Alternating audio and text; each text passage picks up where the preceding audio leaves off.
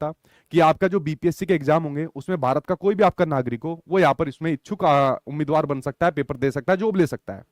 और आप सभी को पता है, अगर मैं बात करूं आपके टीआरई फर्स्ट की बात करूं, अगर मैं बात करूं आपके टीआरई फर्स्ट की बात करूं, सेकंड की बात करूं और आपके थर्ड की बात करूं, तो तीनों के अंदर बिहार के अलावा बाकी आपके अदर स्टेट के जितने भी कैंडिडेट है उन्होंने पेपर दिया भी है, जॉब ली भी है और जॉब कर भी रहे हैं। तो यही सवाल आपके सामने आता है, क्या टीआरई 4.0 के अंदर भी बाकी अदर स्टेट के जितने भी कैंडिडेट है वो यहाँ पर फॉर्म भर सकते हैं? देखिए, पहले तो मैं आपके सामने इस जवाब को यहाँ पर बता देता हूं, क्योंकि कई सालों का इस चीज के बारे में मैं अपना अनुभव शेयर कर सकता हूं। क्योंकि ना सिर्फ पढ़ाने से, पढ़ा तो मैं बहुत सालों से रहा हूं, लेकिन उससे पहले जब मैं खुद एक स्टूडेंट रहा करता था तब मैं इन बहुत प्रक्रियाओं से यहाँ पर गुजरता था। मैं भी अलग अलग स्टेट के एग्जाम यहाँ पर दिया करता था, तो ये चीज मेरे माइंड के अंदर तभी से है।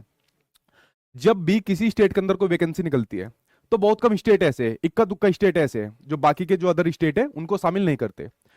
और अगर यहाँ पर उन बच्चों को शामिल नहीं किया जाता जो आपके अदर स्टेट के होते हैं, तो वो बच्चे सीधे कोर्ट के अंदर जाते हैं और कोर्ट से वहां पर परमिशन लेकर आ जाते हैं। दो पत्र आपके सामने यहाँ पर दिख रहे हैं। एक पत्र यहाँ पर आपके सामने ये लिखा हुआ है, ठीक है, जो आपके मंत्री जी द्वारा है। इसमें कह दिया भाई हमारी नियमावली में यहाँ पर लिखा हुआ है, ठीक है, और सीधा वो भारत का नागरिक होना चाहिए बस। और वो यहाँ पर बीपीएससी के एग्जाम को दे भी सकता है और जॉब ले भी सकता है, और टीआरई फर्स्ट सेकंड थर्ड में ये यहाँ पर कर भी रहे हैं, ठीक है। तो इन्होंने डोमिसाइल के ऊपर कोई स्पष्ट जवाब नहीं दिया, क्लियर कह दिया कि भाई कोई भी आपका देश का कोई भी नागरिक हो वो बीपीएससी के अंदर यहाँ पर पार्टिसिपेट कर सकता है। क्योंकि आपके सामने आपका एक जवाब है जो मंत्री जी द्वारा आपके सामने सवाल पूछा गया, और उसके बाद सबसे ज्यादा डाउट ये आ गया कि यार अब तो ये लास्ट है, इसके बाद कोई वैकेंसी नहीं आनी हो, ठीक है। तो देखिए, जो ये जवाब दिया गया, ये जवाब तो भैया आपके सामने ठीक है, क्योंकि जो राइट टू एजुकेशन 2009 होता है उसके अकॉर्डिंग यहाँ पर जो शिक्षा के मानक होते हैं उनको पूर्ण करना होता है।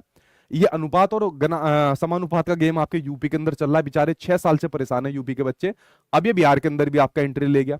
जो आप लोग देखते हो आरटी के मानकों के अकॉर्डिंग जो आपका टीचर स्टूडेंट का रेशियो वो फलाना फलाना में कितना होना चाहिए, लाइक पीआरटी और प्राइमरी और अपर प्राइमरी में। तो यहाँ पर इन्होंने कह दिया भाई हमारे मानक के अकॉर्डिंग तो पूरी हो गई है।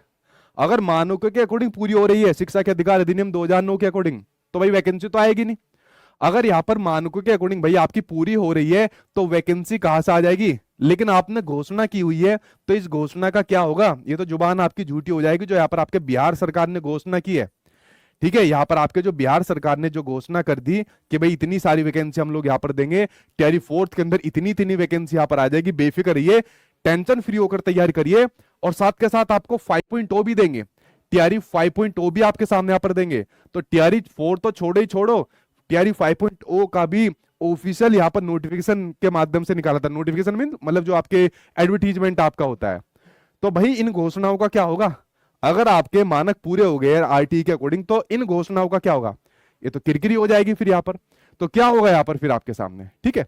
तो देखिए, अगर मैं आपके सामने बात करूं, जितना मेरा एक्सपीरियंस है, क्योंकि जो डिसीजन लेता है वो आपकी सरकार लेती है, इसमें XYZ कोई नहीं चलता, लेकिन आदमी के अनुभव के आधार पर अपनी चीजें यहाँ पर बताता है।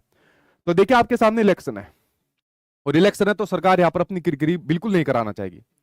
टीआरई 5th के बारे में तो मैं कह नहीं सकता, लेकिन टीआरई 4th आपका जरूर आएगा।